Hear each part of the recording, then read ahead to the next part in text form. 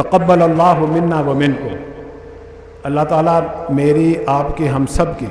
آج کی اپنے اس دربار شاہی میں حاضری کو قبول فرمائے،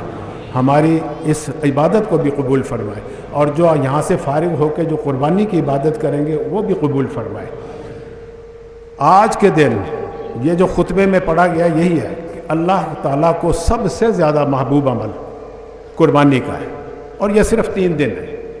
پورے سال آپ قربانی نہیں کر سکتے، 100 بکرے بھی ذبح کر دو، صدقہ کر سکتے ہو، قربانی نہیں کر سکتے، بکرا صدقہ دے سکتے ہو، بکرے کی قربانی 10، 11، 12 ذی الحجہ۔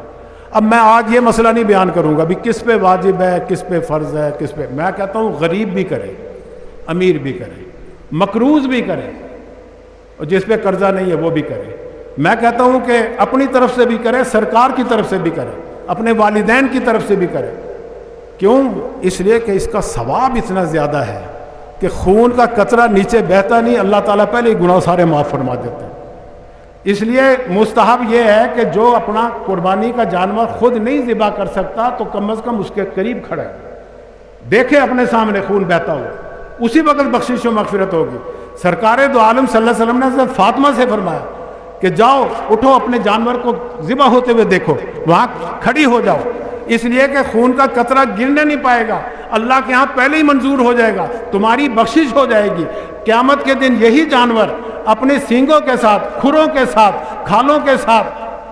تولا جائے گا، 70 گنا بڑھا کر تمہیں اس کا اجر و ثواب دیا جائے گا۔ صحابہ نے پوچھا یا رسول اللہ یہ اہل بیت کے لیے ہے یا سارے سب لوگوں کے لیے؟ آپ نے فرمایا اہل بیت کے لیے بھی ہے، میری پوری امت کے لیے بھی ہے۔ دیکھو وہ کوئی بڑے فراخ دل تھے، ہمارے نبی بڑے مشفق تھے، اور فرمایا کہ دیکھو یہ تمہارے جد امجد ابو الآبا، ابو العرب، امام الموحدین سیدنا ابراہیم خلیل اللہ کی سنت ہے، ان کا طریقہ ہے، خوش دلی سے کرو، خوش دلی سے۔ یہاں یہ یاد نہ ہے کہ مہنگائی ہو گئی، شادی بیاہ پہ جیسے مہنگائی یاد نہیں آتی، یہاں بھی مہنگائی یاد نہیں آنی چاہیے، اس لیے خوش دلی سے کرو، اللہ دیکھتا ہے، دلوں کو دیکھتا ہے۔ فرمایا کہ لن ینال اللہ لحومها ولا دماؤها ولکن ینالہ التقوی منکم، اللہ تو تمہارے خلوص کو دیکھے گا، پھر قبول ہوگی قربانی۔ اور بھائی میں یہ کہہ رہا ہوں کہ 3 دن ہے صرف، کیونکہ کسی کو نہیں پتا، صدقہ سارا سال،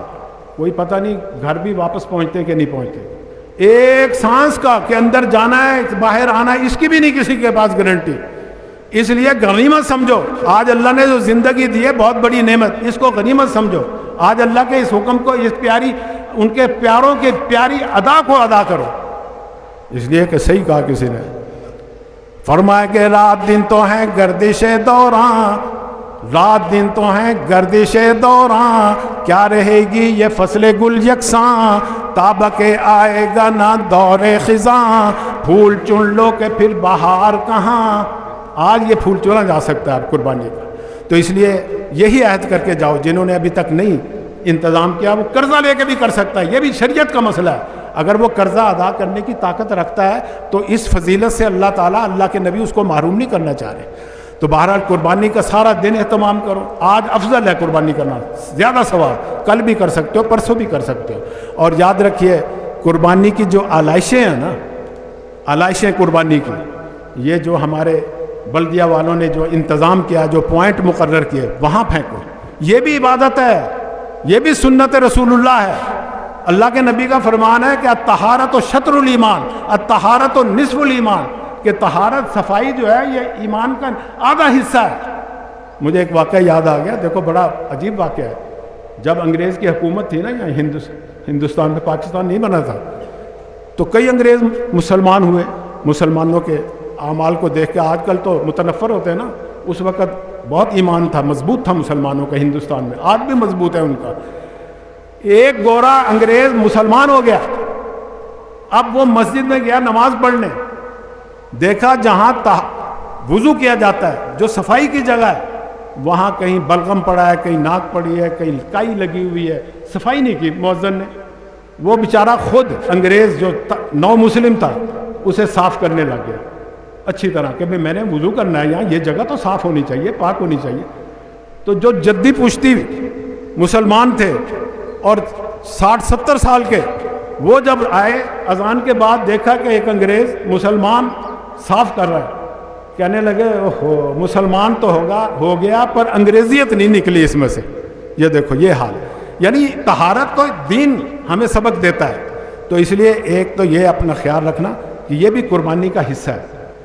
کہ جو آلائشیں ہیں آپ کے جانور کی وہ ان پوائنٹوں پہ جا کر رکھیں۔ دیکھو شہر میں آپ کے قابل رشک صفائی ہے تمہاری شہر میں، ہمارے شہر میں دیکھو جا کے ویسے کوڑے کے ڈھیر لگے ہوئے چشتیاں میں یہاں آیا ہوں، جن سڑکوں پہ آیا ہوں وہ انہوں نے باڑ بھی لگائی ہوئی، سفیدی بھی ڈالی ہوئی، صفائی بھی کر ہوئی، ابھی صفائی ہو بھی رہی ہے۔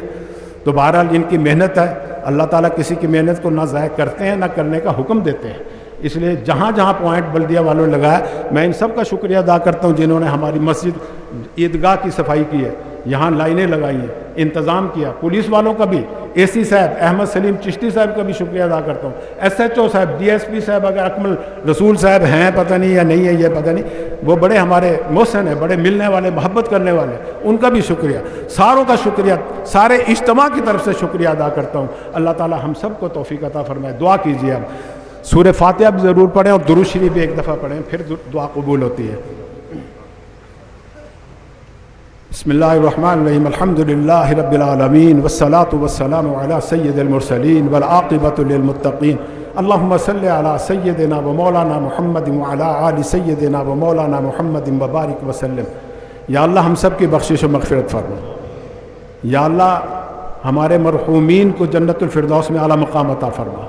جنہوں نے مجھے دعا کے لیے کہا یہ اس قبرستان میں جو مدفون ہیں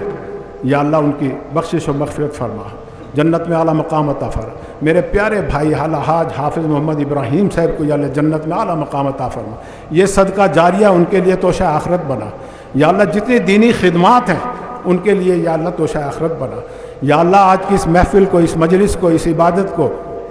شرف قبولیت عطا فرما، یا اللہ ہمارے ملک کی حفاظت فرما، یا اللہ ہمارے اداروں کی حفاظت فرما، یا اللہ ہمارے ملک کی زراعت کو ترقی عطا فرما، صنعت و حرفت کو ترقی عطا فرما، تجارت کو ترقی عطا فرما، یا اللہ ہماری تجارت کو سود سے پاک فرما دے، عوام کو، حکام سے اور ہم سب کو سودی کاروبار سے باہر نکال دے۔ ہم توبہ کرتے ہیں یا اللہ سود سے، کیونکہ توبہ کریں گے تو صلح ہوگی تو دعا قبول ہوگی یا اللہ۔ یا اللہ ہماری سیاسی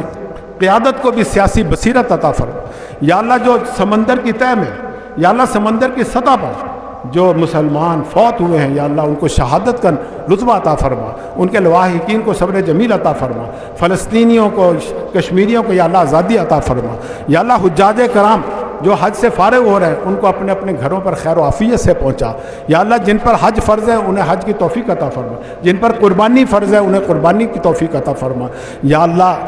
ہم سب کی عمر میں، صحت میں، رزق میں، عزت میں برکت فرما۔ لا الہ الا اللہ الحلیم الکریم، سبحان اللہ رب العرش العظیم، والحمد للہ رب العالمین، نسألک موجبات رحمتک وعزائم مغفرتک والغنیمۃ من کل بر والسلامۃ من کل اسم، لا تدع لی ذنبا الا غفرتہ ولا ہما الا فرجتہ ولا حاجۃ ہی لک رضا الا قضیتہا یا ارحم الراحمین۔ یا اللہ آج کے اس حاضری کو شرف قبولیت عطا فرما، محض اپنے فضل و کرم سے ہماری دعاؤں کو منظور فرما۔ ربنا تقبل منا انك انت السميع العليم وتب علينا انك انت التواب الرحيم، وصلى الله تعالى على خير خلقه محمد وآله وصحبه اجمعين برحمتك يا